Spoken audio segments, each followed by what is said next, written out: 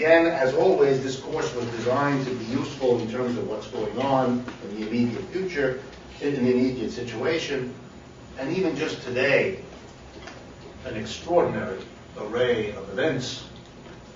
Basically, the United States today told the largest largest automobile companies in the United States what to do. They basically fired the head of General Motors. They didn't basically fire. They fired the head of General Motors. There's nothing basic about it. Mr. Ratner, who's the chief government agent and overseeing all of this, told Mr. Wagner, I believe is how you pronounce his name, that he would have to go. And they decided who would replace him.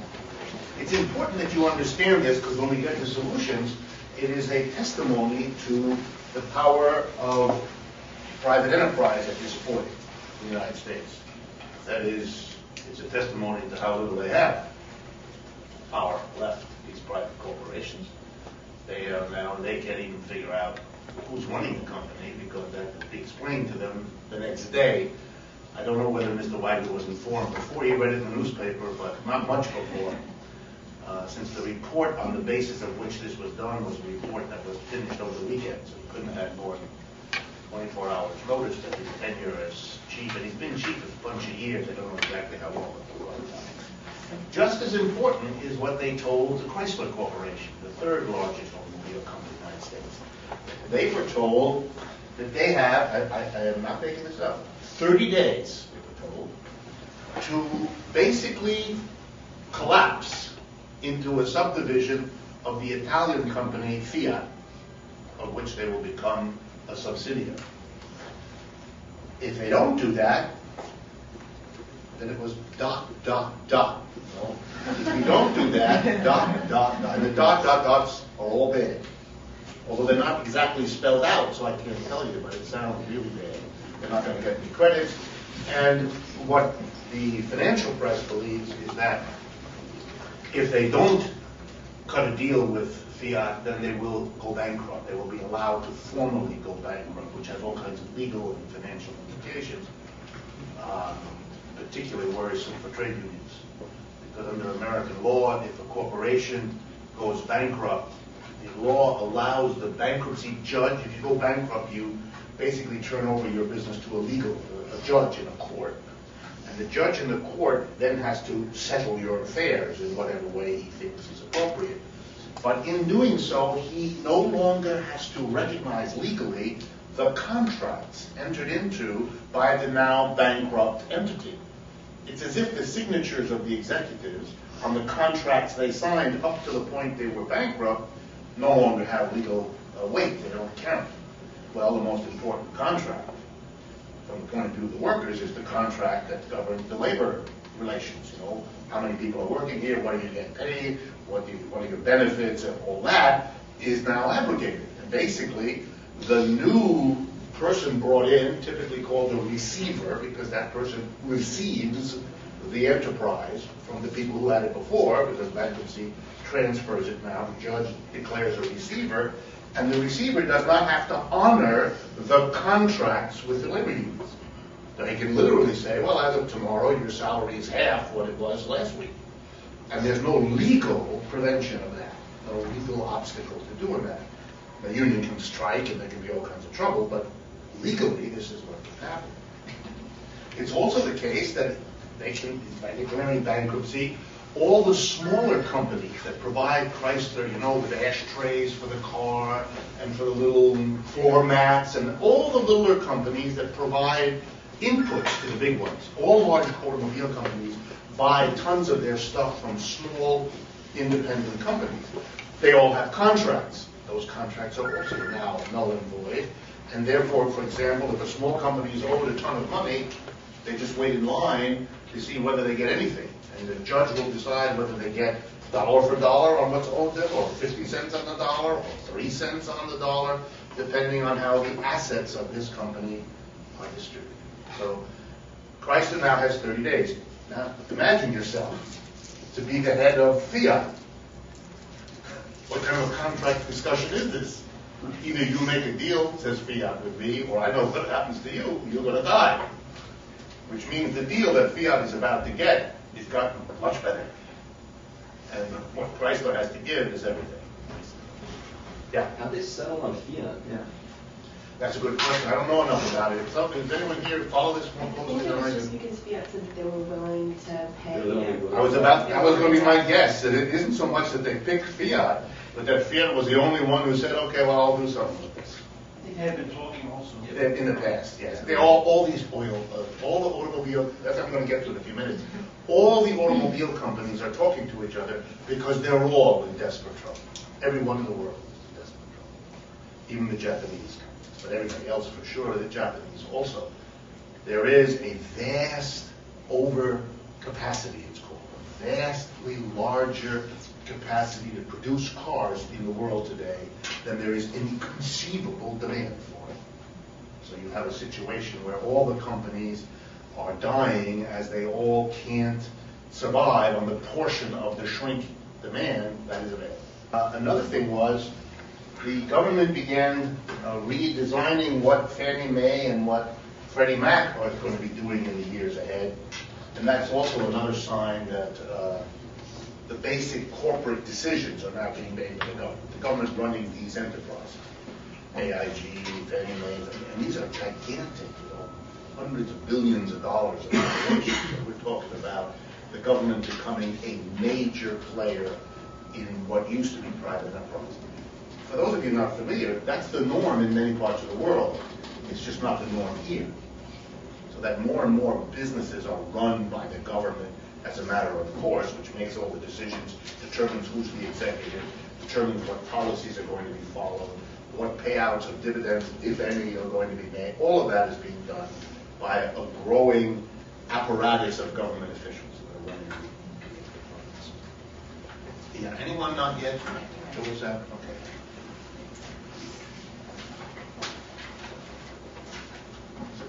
All right.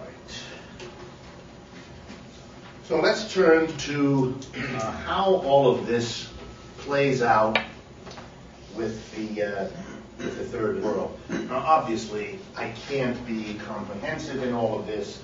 Every third world country is unique, has its own history, its own economic particularities, and so what I'm going to be saying is a generalized statement, but it would have to be adjusted for any particular part of the world or any particular country.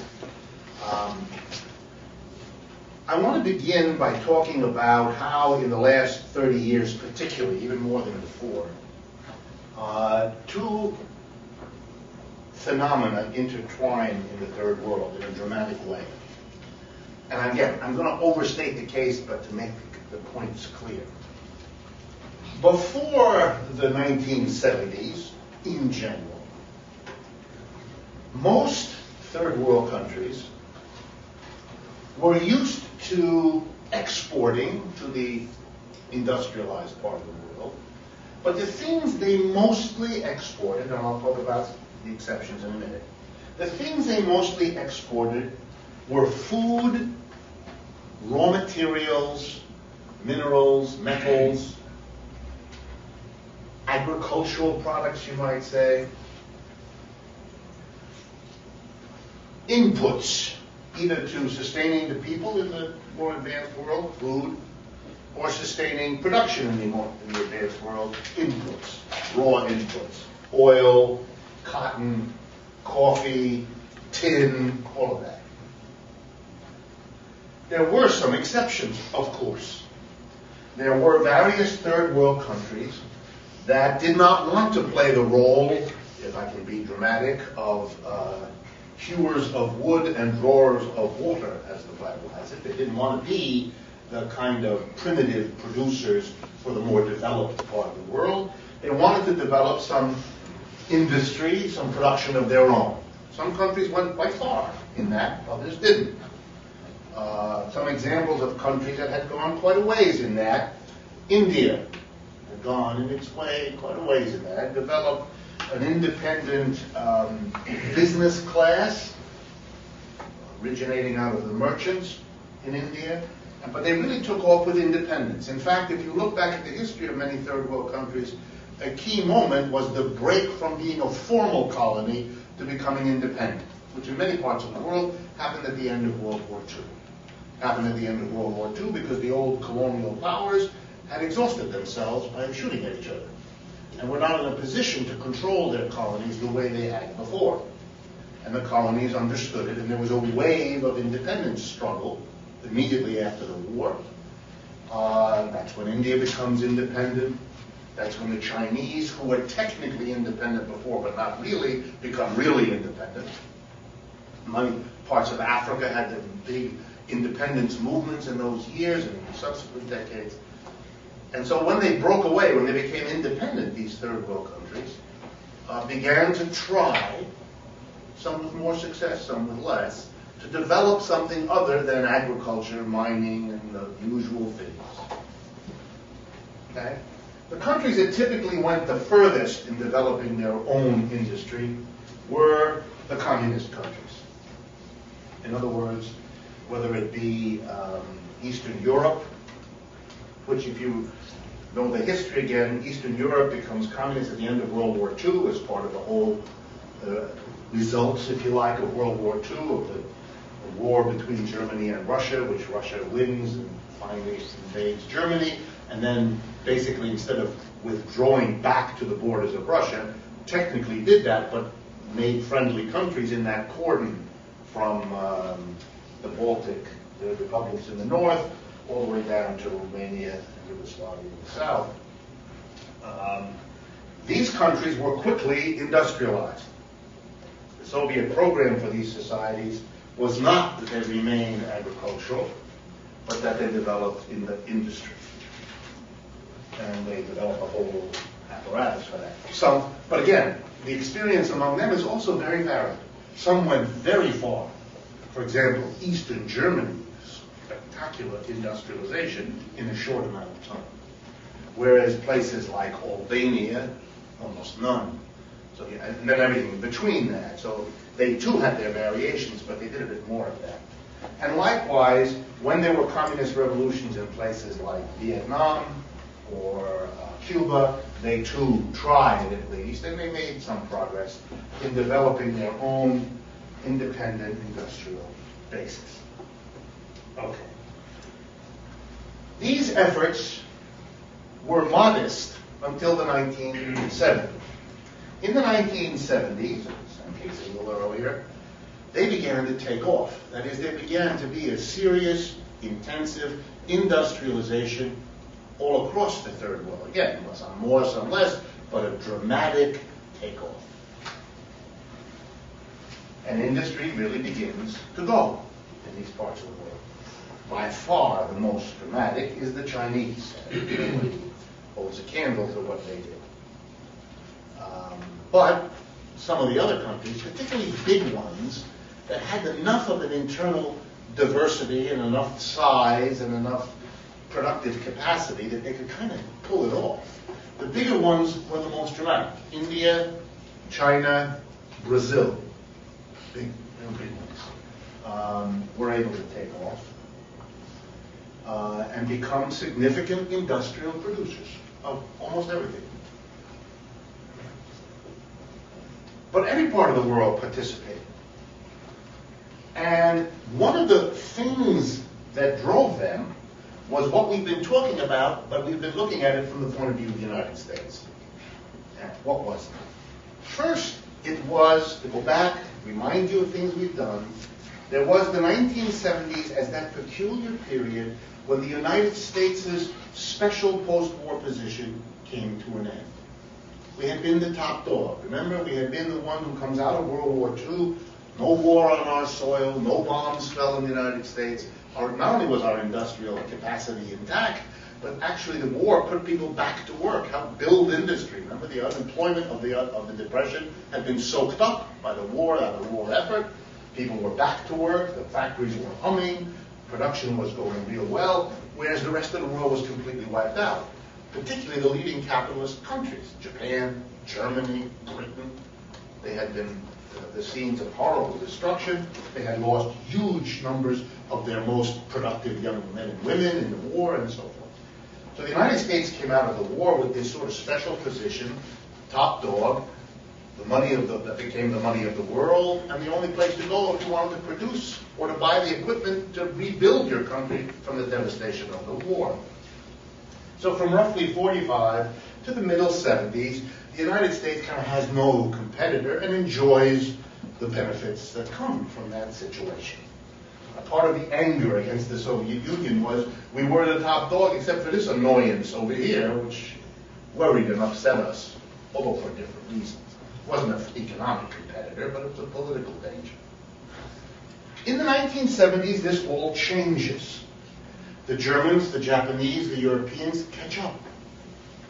And they caught up, if you remember what I told you, in a very careful way. It's not just that they rebuilt their economies, but they rebuilt their economies with the simple understanding that given the United States' absolute dominance across the board, the only way they could hope to find a place for themselves in a new capitalist world economy is if they outdid the United States. Otherwise, they had no chance.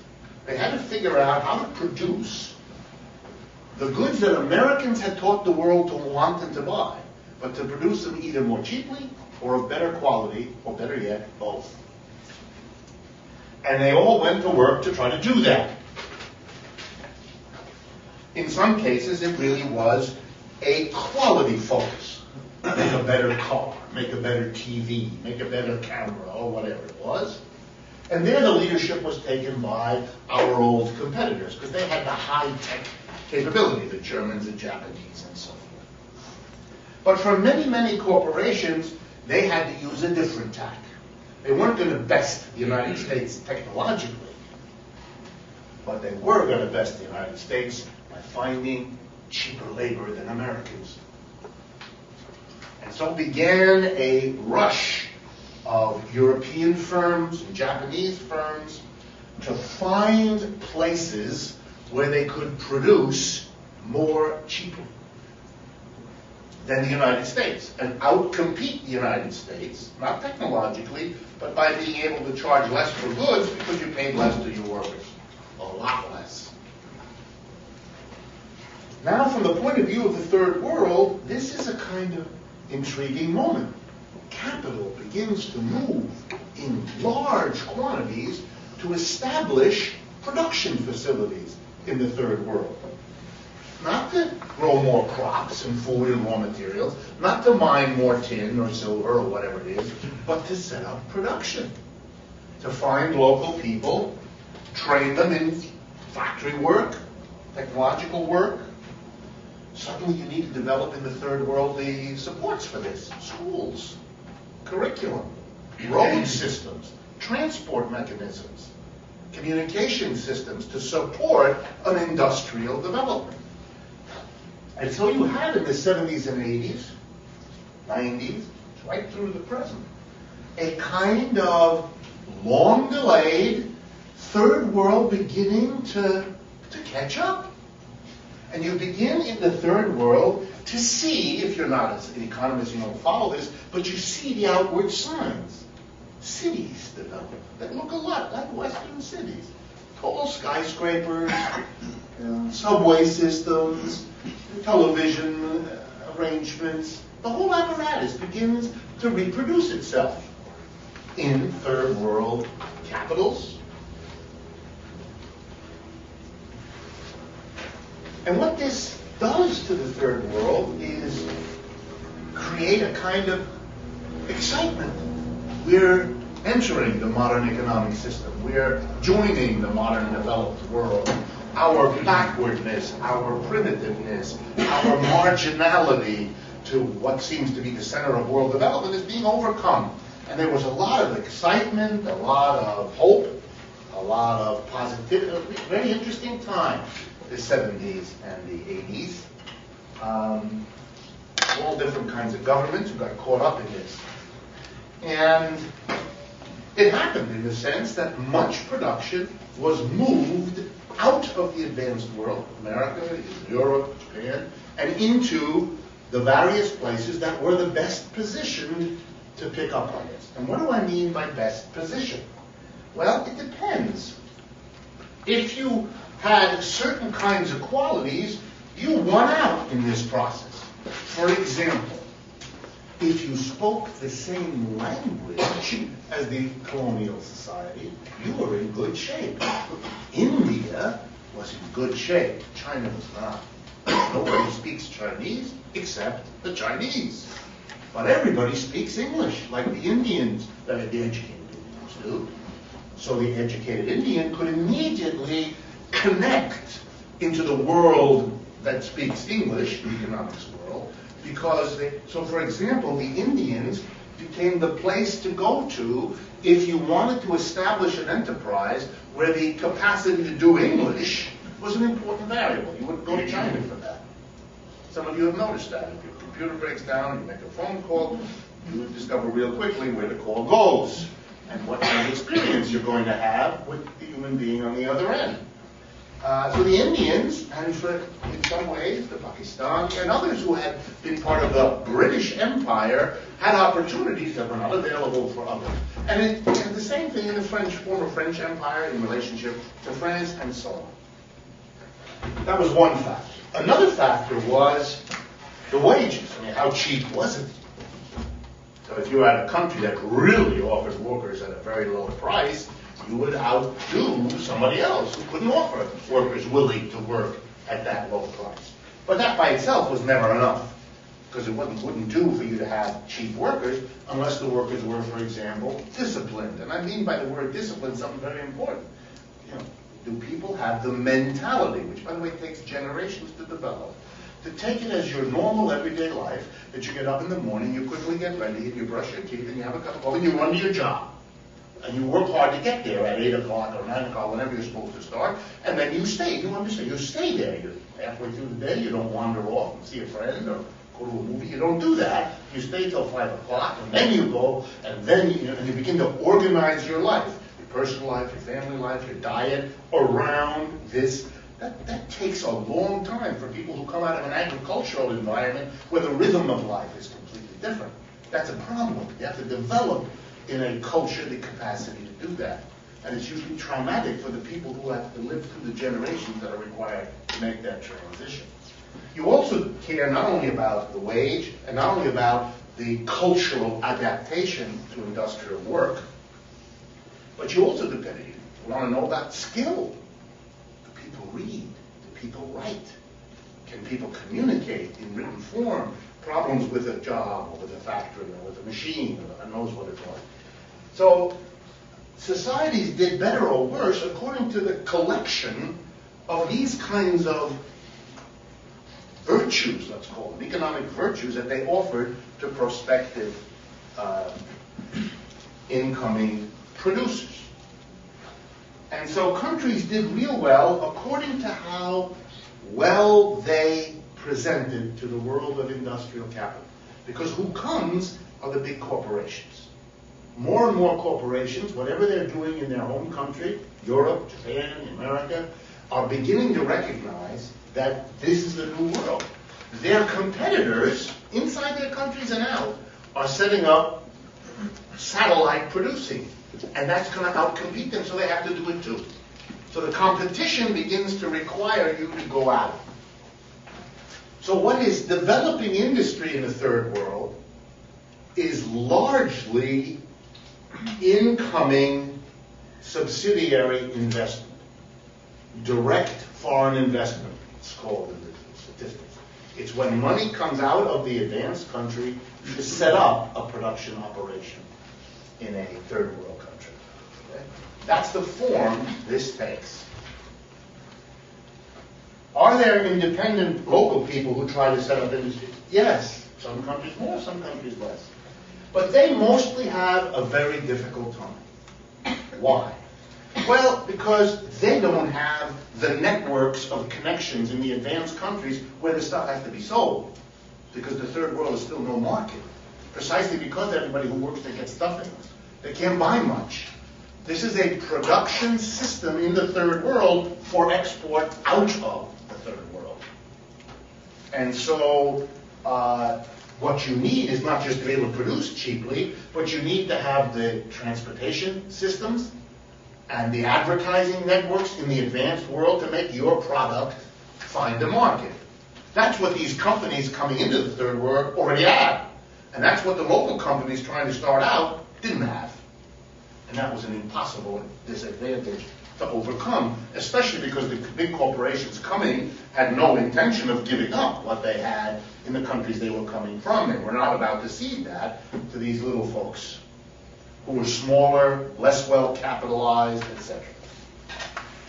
Sometimes this arrangement meant that a partnership was struck. The American company or the British company coming in would partner with a local group that already had something going. That gave the foreigner coming in an easier time. The local people knew where to get the laborers, which politician was the friendly one, all the useful things you need to know about production in a third world country. So you would often have a kind of partnering. Any chance that the third world producers had, notice I'm using the past tense, any chance they had to try to carve out an independent strategy for how to develop their country could never survive the following. Any unity they might have had was destroyed because the big companies coming in would pick one or another of the larger players and offer that one a partnership. That would be so attractive and so lucrative for that one that that would break the alliance of the locals, and it would basically mean the carving up of the local scene by the big companies coming in. So what you had was the demand, the desire, often, of local politicians and local workers to have an independent Ivory Coast, I'll just pick one, or an independent Paraguay, or our own strategy for development, and not to be dictated to by the big multinationals coming in. They had no chance. Either the big national and multinationals would buy the government, which they often did, or if they didn't buy the government, they'd buy one or another of the local private enterprises, forcing all the others to look for partners to survive, in which case you have an effective alliance between multinational capital coming in, the local government and or the local business elite, and they all then would squash whatever leftism was. And if you study politics in the third world in the 70s and 80s, you see this. You see all the left-wing governments go down. Because the left-wing governments are trying to mobilize peasants, workers, intellectuals against the control on the theory that we just had an independence war to get free of the colonial master, but the colonial master is here bigger than he was before. The forms have changed, how it's done, but neo-imperialism replaces the old imperialism, and if anything is even stronger. And the political forces that tried in the 60s and the 70s to develop an independent politics in all these countries had a very hard time. They couldn't survive because they were trying to rally the mass of people to kind of realize what the independence struggle against colonialism was all about, but they didn't understand that they were arrayed against a colonialism of a new sort that was much more powerful because it could pick off all the wealthy business interests and basically draw them into its own program, leaving the local people with very little support, and the result was the result. In the case of the Congo, you could get the most dramatic. It goes from Patrice Lumumba. If you don't know these people's names, look it up. You'll learn something real quick. And that becomes Joseph Mobutu, which is heaven and hell, in that order. Lumumba flaming all heaven. Very short. And Lumumba was killed while being held by the United Nations. United Nations, that's right. One of those wonderful examples. Something. Yeah. Well, this all is a similar model to South and Latin America, as they achieved independence much earlier. And so this would have been going on all in the 19th century. Right. They're very dramatic. It's a little bit different because they're not colonial territories. There it's very dramatic because it has a lot to do with moments in these societies when, against all odds, coalitions can develop of masses of workers with some support in the peasantry and some maybe nationalist support even of the business community, and it can put together enough to actually hold on and stop what I've just described, prevent it, develop an independent economic trajectory, economic program. And the best example that comes to my mind right away would be the Perón operation in Argentina. And so it was able for a while. And that's one of the reasons why Argentina had enough of an economic development and enough of an anxiety that when the World War II begins to emerge, they want to play the two sides against each other. So they flirt all the time with Hitler and Mussolini to try to get that, to play them against the others and carve out a space for themselves. Same thing happens in the communist world. When the split after 1960 between Russia and China allows a number of these societies to begin to try to play the Chinese and Russian to create a space for them to develop their economic systems without quite the controls from either Russia or China that would otherwise have been constricting them. But the success never lasted very long. Anyway, why am I telling you all this? Because I want to stress that the end result of all of this was 30 years, 70s, 80s, 90s now, 30 years of development in which real industrialization takes place in many parts of the third world. You see that develop. And therefore, educational systems begin to develop, and legal systems begin to develop, new ways, transportation systems, all of that. Impressive industrialization. And I don't want to deny it or take away from it, but I want you to see the particular quality. It is overwhelmingly designed for export. This is not an economic development that is in any sense balanced. It does not balance industry and agriculture or manufacturing and services in terms of developing a complicated, diverse economic system that can adapt to all the unknowns as the future unfolds. It's a system of industrialization that depends on the market above all in the United States. Even more than the market in Europe and Japan, it's the market in the United States, fueled by what we've already studied, this explosion of debt and the explosion of work geared to a consumption focus, a consumerism, which is what the third world serves. It produces for, I'm exaggerating, but it produces for the Western consumer. Everything and anything that is necessary. And for example, if you talk to older Americans, they are alive now because they went through the process in which they really felt it every day as they put on their shirts and their pants and their socks over the last 30 years. They no longer were made in America. None of them. They're now made someplace else. We're all used to it. The shirt is from Panama, and the socks are from Nigeria, and wherever. You're not surprised by that, but that was not always so. In fact, for most of the history of the United States, that was not the case.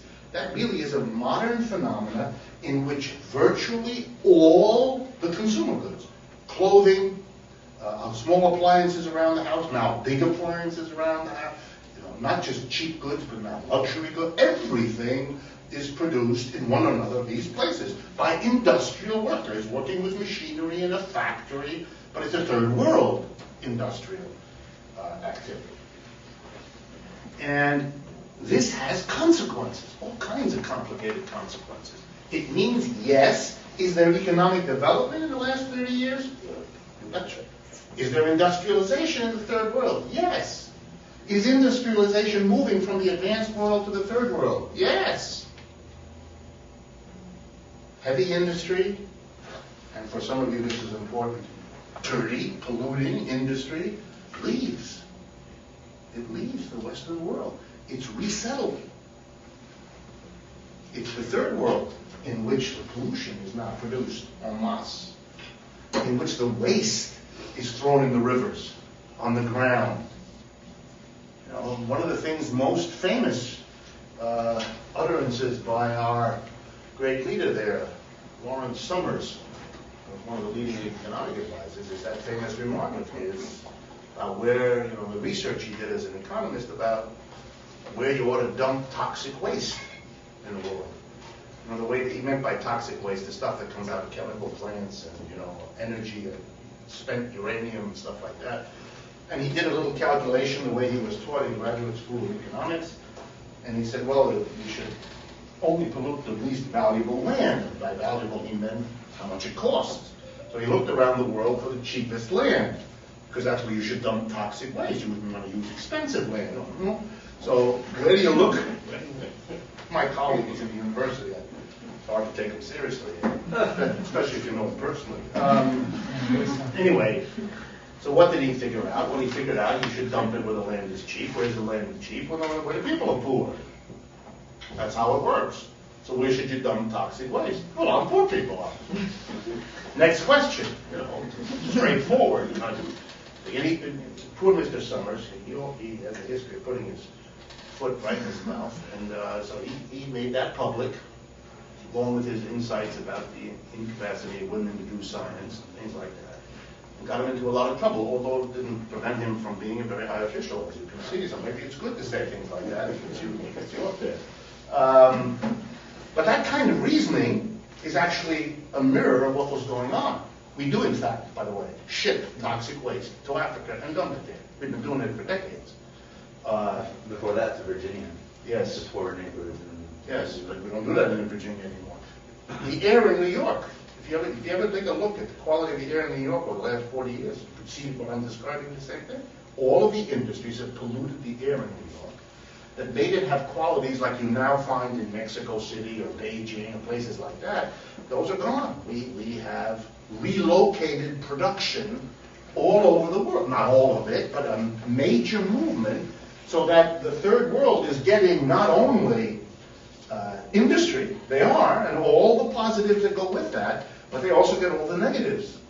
And that produces a kind of a bizarre culture in our country. For example, one of the most favorite activities of the New York Times is to put an article on the front page in which horrible details are given about the pollution in Chinese cities.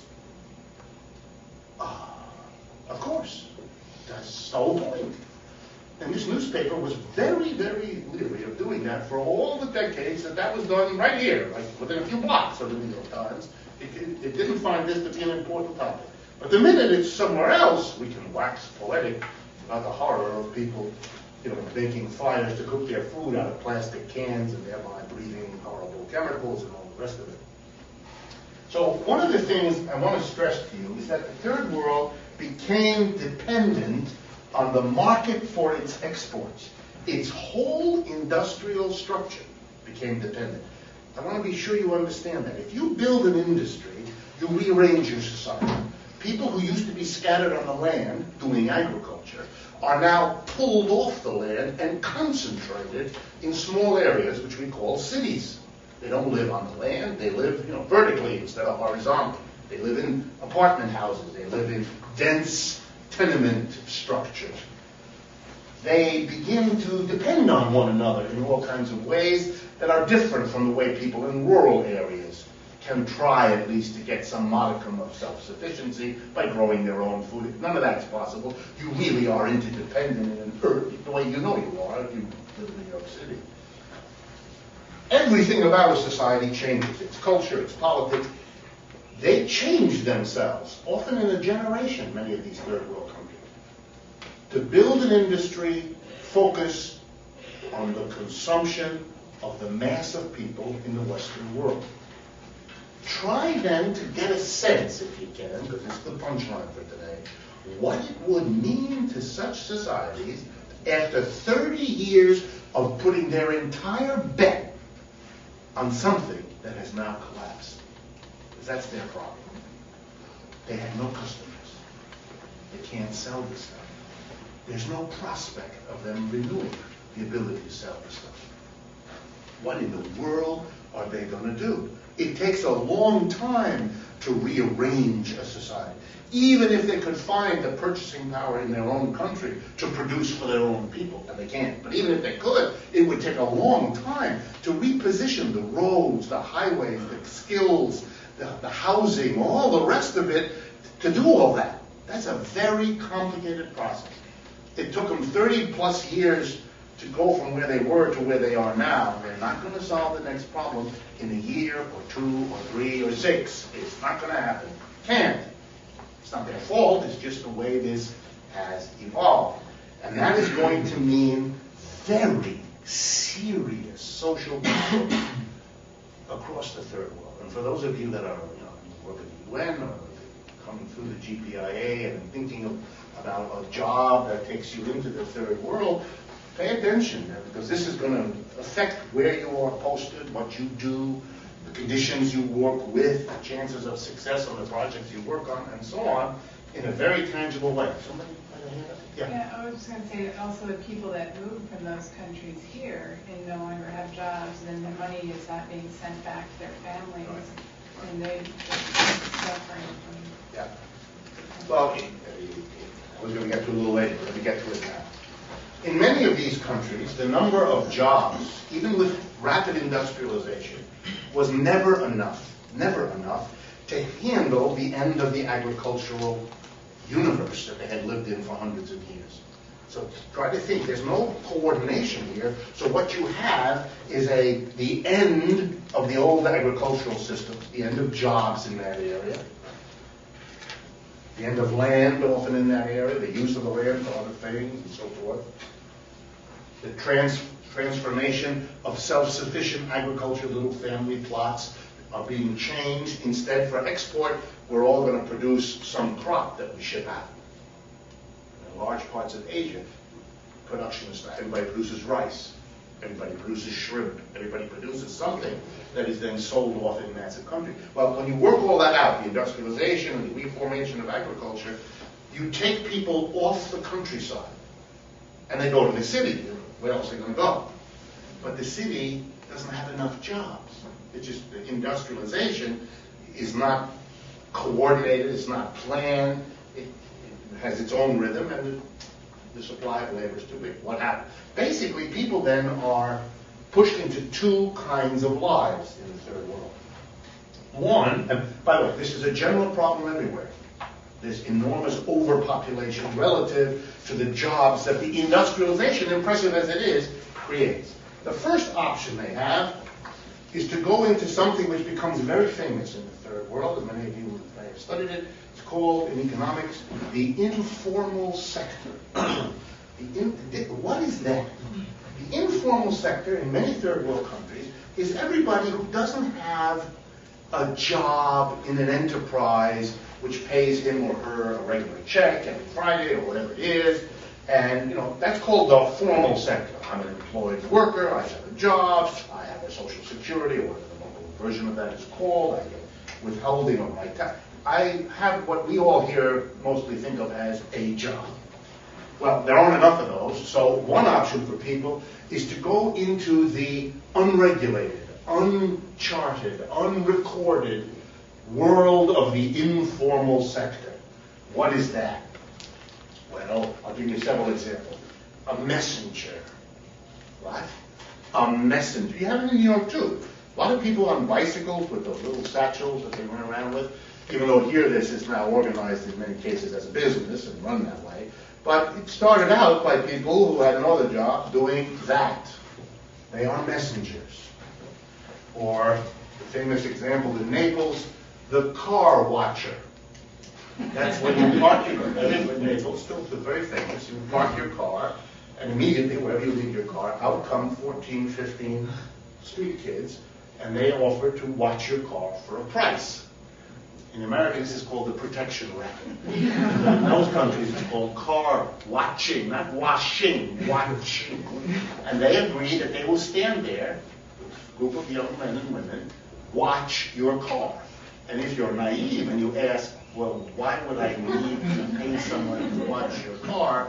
They smile, and you better be smart enough to understand that either you pay them to watch it, or it will be there when you get home. Those are choices, so better to pay them to watch it, right? There's that. And then the ones you hear about in the newspapers, although they're not the major ones, which is everything to do with drugs, everything to do with prostitution, all that kind of stuff. But a lot of it is all kinds of informal services people provide one another. I don't mean sexual stuff, but all kinds of to babysit one another's kids, to take care of your animals, to clean your house, and an immense array of jobs that are ad hoc little deals that people make to get by. Somebody I can? No. Okay. Huge some societies, this is the overwhelming majority of people. Large parts of South Asia, for example, this is the dominant group of people, much larger than the formal sector. And no one quite knows what these people do. No one keeps track. They really don't pay any taxes. They fall outside the realm of the formal economy, but they're very important. They, for example, buy a lot of stuff that the formal economy sells to them. They provide services that the formal economy needs, but doesn't provide for itself, like messengers, for example, and so on. And so that's a very big phenomenon. It has all kinds of effects. It changes the urban landscape. It creates, there's an amazing book by a California social scientist named Mike Davis. I don't know if some of you have heard this. World of Slums. Planet of Slums, sorry. Planet of Slums, I should have put that in the reading list. Theoretically, it's not much, the book, but it's like a catalog of city by city across the world, just describing the size, the scope, the activities, and the social impact of these vast informal sector people who live in the slums, which is where those folks live, and which are enormous in many cities, particularly in the third world. There's huge Latin America on the edges of major cities, the favelas, they're called in Brazil. They're spectacular shanty towns of immense size with millions of people living in them. That's also a product of industrialization. But I said there were two things. What do the people do who can't get a job in the formal sector and can't survive in the informal sector? They leave. And they become this vast migration of third world people whose transformations of their society in the last 30 years has removed the old ways of living, agricultural particularly, but without providing them with an alternative new one. That is, they can't get a job in the formal sector, they don't want to or cannot survive in the informal sector, so their best shot is to go to the West, go to wherever things are better. So that's the second option? That's the sector. The first one is the informal sector, probably there are three options. Informal sector, migration, death. A lot of them, I was about to say choose the third one. I won't say choose, but experience the third one. Death rates are extraordinary. You know, death from illness, death from preventable illness, epidemics all over the world. In Africa, incidents of AIDS and all the rest of it. So pretty much. I wanted to ask about Africa. Right. I'm not speaking from a lot of knowledge, but Africa, I would say, has not participated in outsourcing as much as other parts of the world. Is that true? Yes, again, with enormous variation. So South Africa is a very different thing from East Africa. So it varies. Some have more, some less. So I guess my question is, since Africa has been left behind in so many ways, does that mean that they will not be as effective? In an ironic way, it might. The problem is what the Africans depend on is still the old kind of story, the export of raw materials and foods and so forth, and that's going to be badly hurt too. So they may not have the immediate problem of a collapse of an industrial market, but they will have the secondary effects of the collapse of the home market. They still have local. They have less agriculture. less skewed development. That's right. And that may give them some breathing room that they wouldn't have someplace else. Yeah. The last couple of years, that has changed tremendously. Europe is dealing with that, with the aftermath of that serious, large numbers of African communities, illegal immigrants everywhere. In Greece, Italy, France, nobody really knows how to deal with it. There is no regulation. There's serious problems within the countries. Yeah. And Europe doesn't know how to deal with it. That's right. It's a new thing. I want to Well, get. not a new thing. Yeah, it's not a new thing. A new thing with the African illegal immigration in Europe being such a huge problem. When things were going well, you were able to absorb enough of the immigrants that there were frictions. I mean, the issue of immigration has been an issue in European politics, particularly now for quite a while. All the right-wing parties in Europe, almost in every country, make an issue of that, and that's key to the success that they've been able to have, whether it's Le Pen in France, who I know the story a little bit more, but other politicians in other parts of the world. And when you have sudden surges of immigration, the thing really flares up, which is usually a sign that it isn't the surge, but there's an underlying problem that the surge aggravates. So, for example, when Albanians started to come west into Greece and Italy, and then the tremendous upset in those societies around the Albanians and hostility to Albanians, it had less to do with the particularity of the Albanians, although there were problems there, than it had to do with the fact that there's a tinderbox of upset about African, Turkish, Middle Eastern, all kinds of immigrants that are all over Europe. I know the French situation where it's African and Arabs, and the German, which the Turks play a peculiar role in German society because they've been coming for a long time, and they're heavily integrated. They're second, third generation Turkish people, so they have a Turkish name, but in all other ways they speak German. But they're Muslim, every conceivable problem that you could imagine emerging out of this confusion of the different people trying to get together. But they were absorbed, I mean, I don't want to overdo it, they were absorbed with tension. Now, as you correctly say, the space for the absorption has been lost, and now the pressure begins to build. And it builds in two ways. One, the absence of jobs makes the locals angrier and want to blame the immigrants for threatening jobs or taking jobs or holding jobs. But also, as you point out also correctly, the immigrants themselves have a new dilemma, that they are part of an international economy in which leaving their country of origin is also a return flow of money. That is, they make money in Germany or in France or the United States, and they send it back, which sustains the economy there, because in many societies it becomes a major export, the export of people. And it brings in money. And unlike other exports you get paid for once, when you export a person, you get paid for a lifetime. He or she working in a metropolitan keeps sending money back, whether it's a regular monthly payment or a birthday present or a wedding. But we can put that all together. That's a big flow of money into that third world country upon which many of them have come to depend. The one I've studied recently, because I'm fascinated by it, is Mexico. And you keep reading now about gang warfare in the American military. That's all about the collapse of Mexico. Mexico solved the problem that all of its rural people, I'm exaggerating, but a huge number of its rural Mexican farmers and small merchants in Mexican villages, one fellow here sold rice, and another one sold beans, and another one sold flour, and another one sold. So you had a dispersed collection of people who either did agricultural work or were small merchants moving stuff around. They're all wiped out by the influx of Walmart. Because Walmart comes in, replaces all merchants by selling all the same stuff much more cheaply, plus sourcing its stuff from all over the world, wherever it's cheaper, not buying locally. So the farmer has nowhere to sell, and the local merchant can't compete with Walmart. They're finished.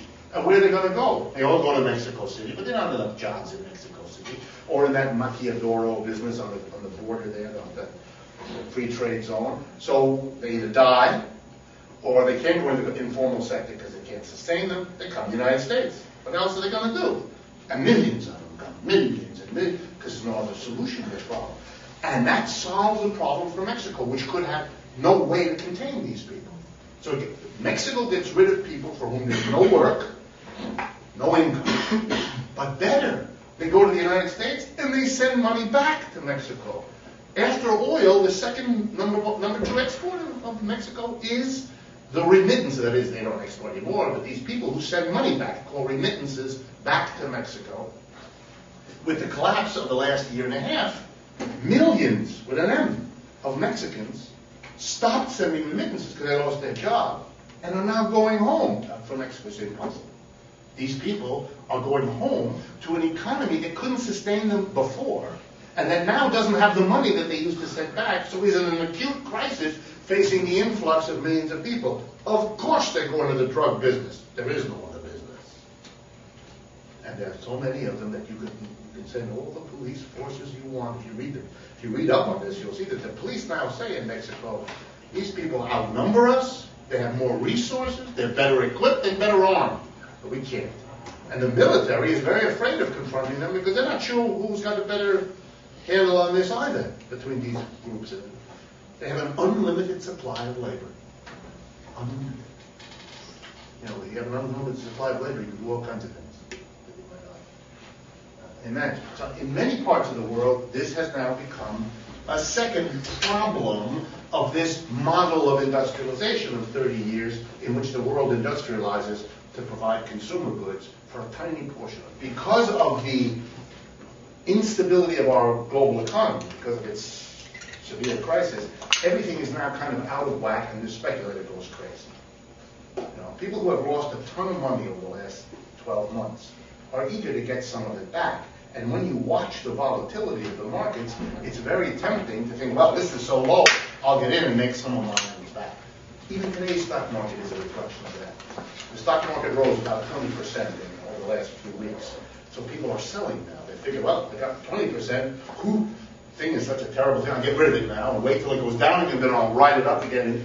And you get this kind of, when there are as many people in a desperate financial situation to get their money back from all that they lost, you're going to get a lot of that. That's one. And the second one is that it is now believed that many of the third world countries from which these commodities still come are in such terrible shape that is that there's a perception that they are in the situation that, say, the automobile companies were 5 months ago, right?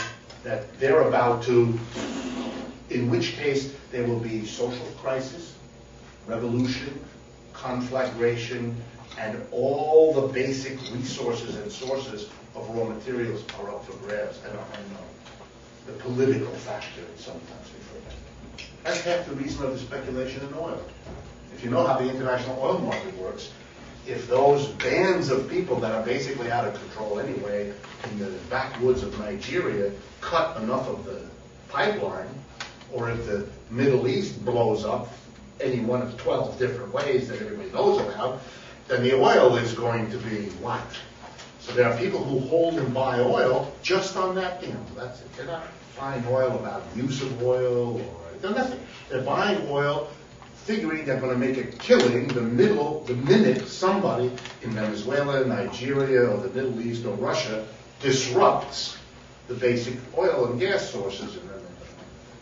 All of this volatility, as people believe or don't believe that this is going to happen or that going to, so they go in, they hear, I mean this, I know some of the people who do it, they hear a rumor that there are military movements of the Nigerian army in the back there where the trouble with the oil, and they wouldn't be moving the army unless it was a real, so I'm going to buy one. 3 days later, it turns out they were on a maneuver for something else. Boom, they dumped the oil. But they bought, 10 billion worth of oil over a 3-day period. And there's nobody else moving. You can get crazed. They're doing it, but it's a sign. Don't get lost in the detail. The sign is those who understand the markets understand the level of fragility of everything is greater than ever. Nobody knows. Everything is up for grabs. The whole developed system of the last 35 years, which is part of what this course is about, is over. And nobody knows what's going to come next. That's a field day perspective. If you get it right, you make back all the money you lost in 12 months in 3 days. Get it wrong, you don't. But the temptation there for these people is enormous. Okay. Some of the people competing win. It is very impressive to look at China, India, and Brazil. And even in a peculiar way, Russia. And the four of them, and you sometimes hear referred to as the BRIC, B-R-I-C, Brazil, Russia, India, China, because they were successful enough to develop a real industrial base, not to be completely dependent on export, heavily, but not completely, or so successful in building an industry for export that there is actually a chance they might, if they have enough time, reorient it so it becomes a balanced economic development. Though that's possible in those four countries in a way that it isn't anywhere else, and that has given them a prestige a power, an attractiveness for foreign capital to go in there. It's given them a very special position in the world. And if you follow international affairs, you'll see that. They are important in these international meetings. They get together often and they push.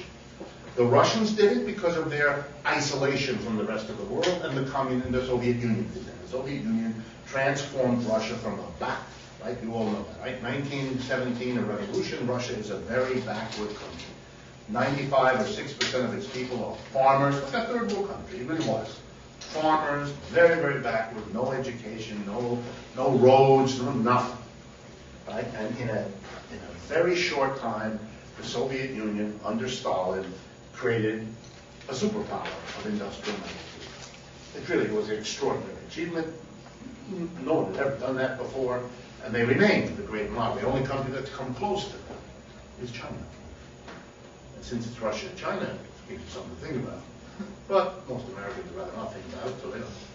And it's up to you to decide how you want. But in any case, they are, in the case of Russia and the case of China, it was their communist ideology, if you like, and their commitment that did it. But that wasn't the case in India, and it wasn't the case in Brazil. So that is a way of doing it. It's not the only way of doing it. In those two countries, Brazil and India, it was a different combination of phenomena, particularly a tremendous, unique nationalism that was very, very powerful in both those societies.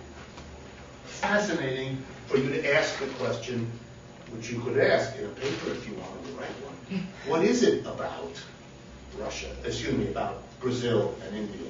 Why did those countries, why were they able to do something that other countries on either side of them, for example, weren't? That's an important question. You know, you might want to think about that. Brazil, for example, is the only country in Latin America that doesn't speak, almost the only one,